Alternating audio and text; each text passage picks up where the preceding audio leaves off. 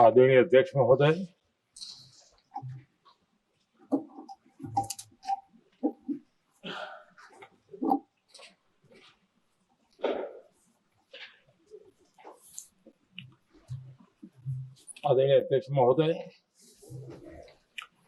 मैं इस सम्मानित सदन में पश्चिम एशिया में चल रहे संघर्ष और इसकी वजह से भारत के सामने आई चुनौतियों पर बात रखने के लिए उपस्थित हुआ हूं।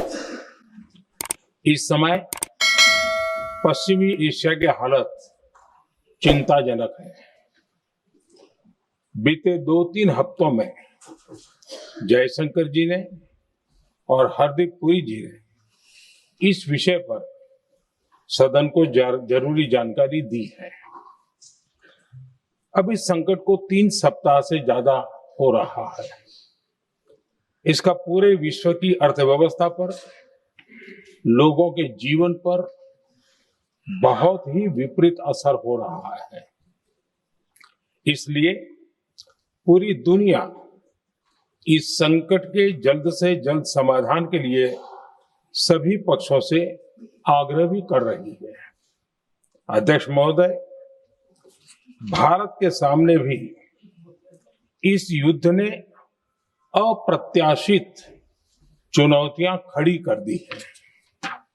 ये चुनौतियां आर्थिक भी हैं, नेशनल सिक्योरिटी से जुड़ी भी हैं और मानवीय भी हैं।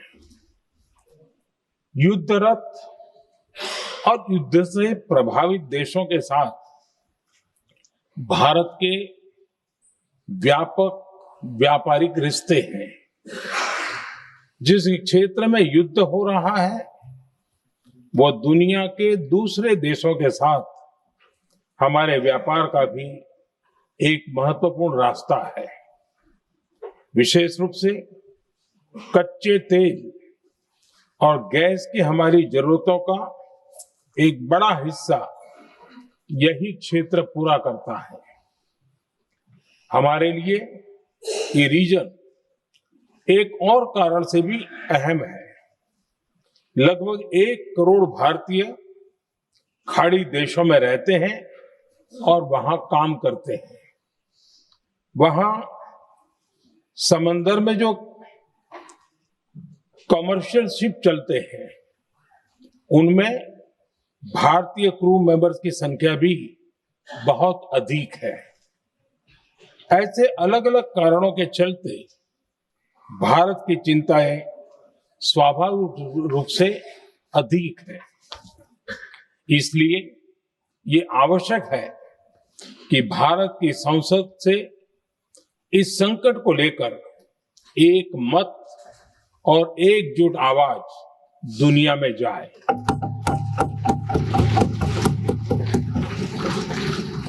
अध्यक्ष जी, जब से ये युद्ध शुरू हुआ है तब से ही प्रभावित देशों में हर भारतीय को जरूरी मदद दी जा रही है।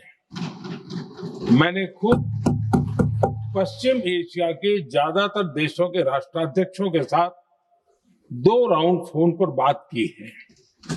सभी ने भारतीयों की सुरक्षा का पूरा आश्वासन दिया है। दुर्भाग्य से इस दौरान कुछ लोगों की दुखद मृत्यु हुई है और कुछ घायल हुए हैं। ऐसे मुश्किल हालात में परिवारजनों को आवश्यक मदद दी जा रही है। जो घायल है उनका बेहतर इलाज सुनिश्चित कराया जा रहा है। अध्यक्ष जी, प्रभावित देशों में हमारे जितने भी मिशन हैं वो निरंतर भारतीयों की मदद करने में जुटे हैं। वहां काम करने वाले भारतीय हो या फिर जो टूरिस्ट वहां गए हैं, सभी को हर संभव मदद दी जा रही है। हमारे मिशन नियमित रूप से एडवाइजरी जारी कर रहे हैं। यहां भारत में और अन्य प्रभावित देशों में 24/7 कंट्रोल रूम और आपातकालीन हेल्पलाइन स्थापित की गई है। इनके माध्यम से सभी प्रभावितों को त्वरित जानकारी दी जा रही है। अध्यक्ष जी, संकट की स्थिति में देश विदेश में भारतीयों की सुरक्षा हमारी बहुत बड़ी प्राथमिकता रही है। युद्ध शुरू होने के बाद से लेकर अब तक 3,75,000 से अधिक भारतीय सुरक्षित भारत लौट चुके हैं। ईरान से ही अभी तक लगभग 1,000 भारतीय सुरक्षित वापस लौटे हैं। इनमें 700 से अधिक मेडिकल की पढ़ाई करने वाले युवा हैं। खाड़ी देशों में भारतीय स्कूलों में हजारों विद्यार्थी पढ़ते हैं। सीबीएसई ने ऐसे सभी भारतीय स्कूलों में होने वाली कक्षा 10वीं और 12वीं की निर्धारित परीक्षाओं को रद्द कर दिया है। इन बच्चों की पढ़ाई निर्बाध चलती रहे, इसके लिए सीबीएसई उचित कदम उठा रही है। यानी सरकार संवेदनशील भी है, सतर्क भी है और हर सहायता के लिए तत्पर भी है। माननीय अध्यक्ष जी, भारत में बड़ी मात्रा में कच्चा तेल, गैस और फर्टिलाइजर जैसी अनेक जरूरी चीजें हॉर्मुज स्ट्रेट के रास्ते से आती है। युद्ध के बाद से ही हॉर्मुज स्ट्रेट में जहाजों का आना जाना बहुत चुनौतीपूर्ण हो गया है। बावजूद इसके हमारी सरकार का ये प्रयास रहा है कि पेट्रोल, डीजल और गैस की सप्लाई बहुत ज्यादा प्रभावित न हो। देश के सामान्य परिवारों को परेशानी भी कम से कम हो, इस पर हमारा फोकस रहा है। हम सभी जानते हैं, देश अपनी जरूरत की 60% एलपीजी आयात करता है। इसकी सप्लाई में अनिश्चितता के कारण सरकार ने एलपीजी के डोमेस्टिक उपयोग को प्राथमिकता दी है। साथ ही एलपीजी के देश में ही उत्पादन को भी बढ़ाया जा रहा है। पेट्रोल, डीजल की सप्लाई पूरे देश में सुचारू रूप से होती रहे, इस पर भी लगातार काम किया गया है। अध्यक्ष जी, आज की इन परिस्थितियों में एनर्जी सिक्योरिटी को लेकर बीते 1 दशक में उठाए गए कदम और भी प्रासंगिक हो गए हैं। भारत ने बीते 11 वर्षों में अपनी एनर्जी इंपोर्ट का डाइवर्सिफिकेशन किया है। पहले क्रूड ऑयल, एलएनजी, एलपीजी ऐसी एनर्जी जरूरतों के लिए 27 देशों से इंपोर्ट किया जाता था। वहीं आज भारत 41 देशों से एनर्जी इंपोर्ट करता है। अध्यक्ष जी, बीते दशक में भारत ने संकट के ऐसे ही समय के लिए कच्चे तेल के भंडारण को भी प्राथमिकता दी है। आज भारत के पास 53 लाख मीट्रिक टन से अधिक का स्ट्रेटेजिक पेट्रोलियम रिजर्व है और 65 लाख मीट्रिक टन से अधिक के रिजर्व की व्यवस्था पर देश काम कर रहा है। हमारी तेल कंपनियों के पास जो रिजर्व रहता है वो अलग है। बीते 11 वर्षों में हमारी रिफाइनिंग कैपेसिटी में भी उल्लेखनीय वृद्धि हुई है। अध्यक्ष जी, सरकार अलग अलग देशों के सप्लायर्स के साथ भी लगातार संपर्क में है। प्रयास ये है कि जहां से संभव हो वहां से तेल और गैस की सप्लाई होती रहे। भारत सरकार गल्फ और आसपास के शिपिंग रूट्स पर निरंतर नजर बनाए हुए है। हमारा प्रयास है कि तेल हो, गैस हो, फर्टिलाइजर हो, ऐसे हर जरूरी सामान से जुड़े जहाज भारत तक सुरक्षित पहुंचे। हम अपने सभी वैश्विक सहयोगियों के साथ निरंतर संवाद कर रहे हैं ताकि हमारे मैरीटाइम कॉरिडोर सुरक्षित रहे। ऐसे प्रयासों के कारण बीते दिनों हॉर्मुज स्ट्रेट में फंसे हमारे कई जहाज भारत आए भी हैं। अध्यक्ष जी, संकट के इस समय में देश की एक और तैयारी भी बहुत काम आ रही है। पिछले 10-11 साल में इथेनॉल के उत्पादन और उसकी ब्लेंडिंग पर अभूतपूर्व काम हुआ है। एक दशक पहले तक देश में सिर्फ 1-1.5% इथेनॉल ब्लेंडिंग कैपेसिटी थी। आज हम पेट्रोल में 20% इथेनॉल ब्लेंडिंग के करीब पहुंच रहे हैं। इसके कारण प्रति वर्ष करीब 4.5 करोड़ बैरल कम ऑयल इंपोर्ट करना पड़ रहा है। ऐसे ही रेलवे के बिजलीकरण से भी बहुत बड़ा फायदा हो रहा है। अगर रेलवे का इतना बिजलीकरण न होता तो हर साल करीब 180 करोड़ लीटर डीजल अतिरिक्त लगता। ऐसे ही हमने मेट्रो का नेटवर्क बढ़ाया है। 2014 में जहां देश में मेट्रो नेटवर्क 250 किलोमीटर से भी कम था, आज ये बढ़कर करीब 1100 किलोमीटर हो गया है। हमने इलेक्ट्रिक मोबिलिटी पर बहुत अधिक बल दिया। केंद्र सरकार ने राज्यों को 15,000 इलेक्ट्रिक बसें चलाने के लिए दी है। आज जिस स्केल पर वैकल्पिक ईंधन पर काम हो रहा है, उससे भारत का भविष्य और सुरक्षित होगा।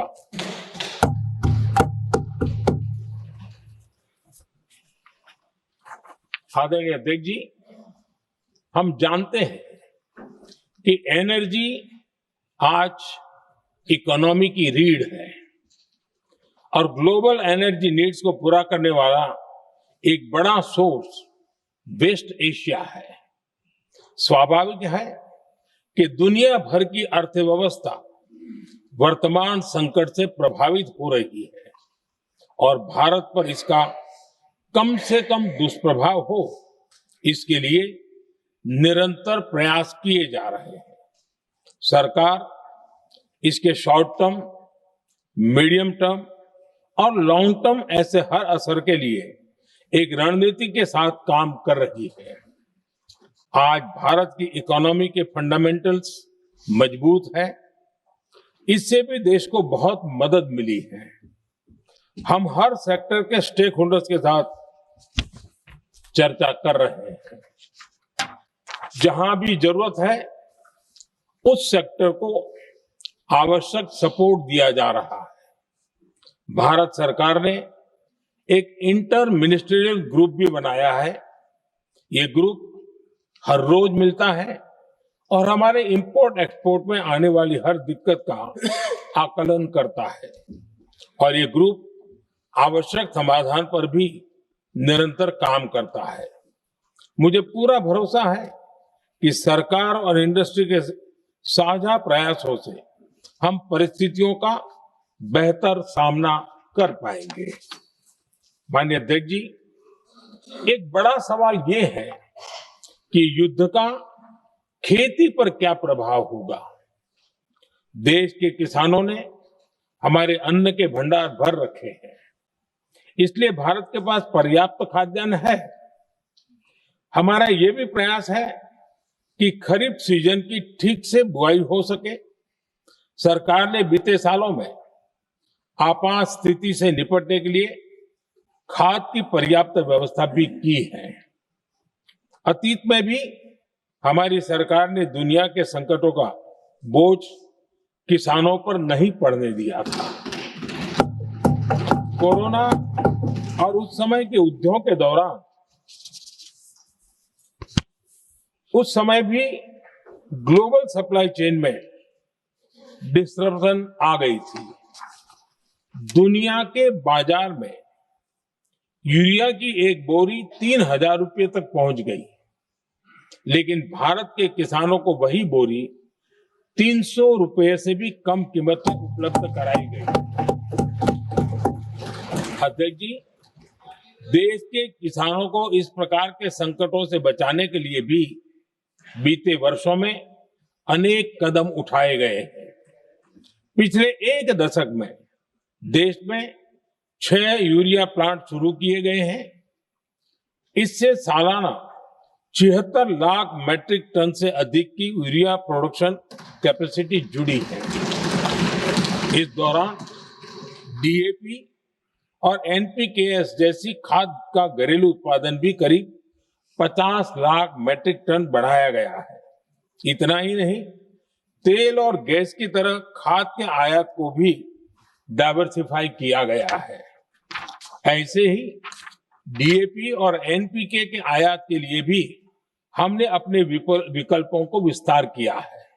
अध्यक्ष जी, सरकार ने देश के किसानों को made in India nano urea का विकल्प भी दिया है। सरकार किसानों को प्राकृतिक खेती के लिए भी प्रोत्साहित कर रही है। पीएम कुसुम योजना के तहत किसानों को 22 लाख से ज्यादा सोलर पंप दिए गए हैं। इससे भी डीजल पर उनकी निर्भरता कम हुई है। मैं सदन के माध्यम से देश के किसानों को विश्वास दिलाता हूं कि सरकार किसानों की हर संभव मदद करती रहेगी। आदरणीय अध्यक्ष जी, युद्ध का एक बहुत बड़ा चैलेंज ये भी है कि भारत में गर्मी का मौसम शुरू हो रहा है। आने वाले समय में बढ़ती गर्मी के साथ बिजली की डिमांड बढ़ती जाएगी। फिलहाल देश के सभी पावर प्लांट्स के पर्याप्त कोल स्टॉक उपलब्ध है। भारत ने लगातार दूसरे साल 100 करोड़ टन कोयला उत्पादन करने का रिकॉर्ड बनाया है। पावर जनरेशन से लेकर पावर सप्लाई तक के हमारे सभी सिस्टम की निरंतर मॉनिटरिंग भी की जा रही है और सरकार की तैयारियां उसको रिन्यूएबल एनर्जी से भी मदद मिली है। बीते दशक में रिन्यूएबल एनर्जी की तरफ देश ने बड़े कदम उठाए हैं। आज हमारी total installed power generation capacity का आधा हिस्सा रिन्यूएबल सोर्स से आता है। हमारी कुल रिन्यूएबल क्षमता आज 250 गीगावाट के ऐतिहासिक आंकड़े को पार कर गई है। बीते 11 वर्षों में देश ने अपनी सोलर पावर कैपेसिटी करीब 3 गीगावाट से बढ़ाकर 140 गीगावाट तक पहुंचाई है। बीते वर्षों में देश में करीब 40 लाख रूफटॉप सोलर लगे हैं। इसमें पीएम सूर्यघर मुफ्त बिजली योजना से भी लोगों को काफी मदद मिली है। गोवर्धन योजना के तहत देश में आज 200 कॉम्प्रेस्ड बायोगैस प्लांट भी काम करना शुरू कर चुके हैं। ये सारे प्रयास आज देश के बहुत काम आ रहे हैं। सरकार ने भविष्य की तैयारी और बढ़ाते हुए शांति एक्ट माध्यम से देश में न्यूक्लियर एनर्जी के उत्पादन को भी प्रोत्साहित किया है। कुछ ही दिन पहले small hydro power development scheme को भी हरी झंडी दी गई है, जिससे अगले 5 वर्षों में 1500 मेगावाट नई हाइड्रो पावर कैपेसिटी जोड़ी जाएगी। आदरणीय अध्यक्ष जी, जहां तक डिप्लोमेसी की बात है, भारत की भूमिका स्पष्ट है। शुरुआत से ही हमने इस संघर्ष को लेकर अपनी गहरी चिंता व्यक्त की है। मैंने स्वयं भी पश्चिम एशिया की सभी संबंधित नेताओं से बातचीत की है।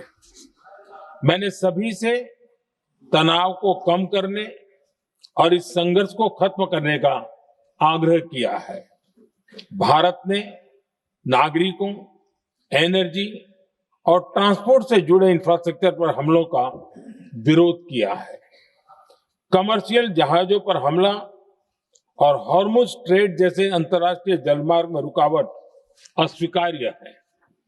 भारत डिप्लोमेसी के जरिए युद्ध के इस माहौल में भी भारतीय जहाजों के सुरक्षित आवागमन के लिए निरंतर प्रयास कर रहा है।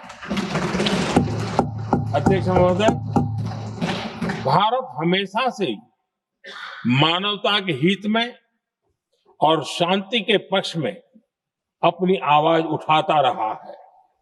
मैं फिर कहूंगा कि बातचीत और कूटनीति ही इस समस्या का समाधान है।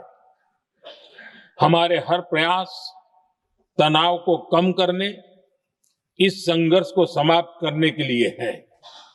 इस युद्ध में किसी के भी जीवन पर संकट मानवता के हित में नहीं है।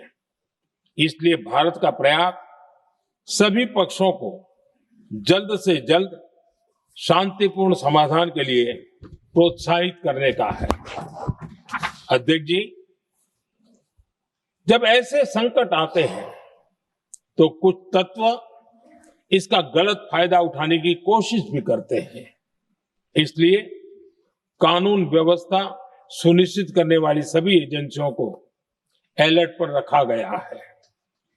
कोस्टल सिक्योरिटी हो, बॉर्डर सिक्योरिटी हो, साइबर सिक्योरिटी हो, स्ट्रेटेजिक इंस्टॉलेशंस हो, सबकी सुरक्षा को और मजबूत किया जा रहा है।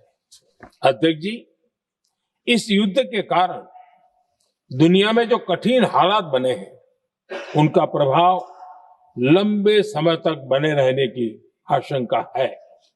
इसलिए हमें तैयार रहना होगा, हमें एकजुट रहना होगा।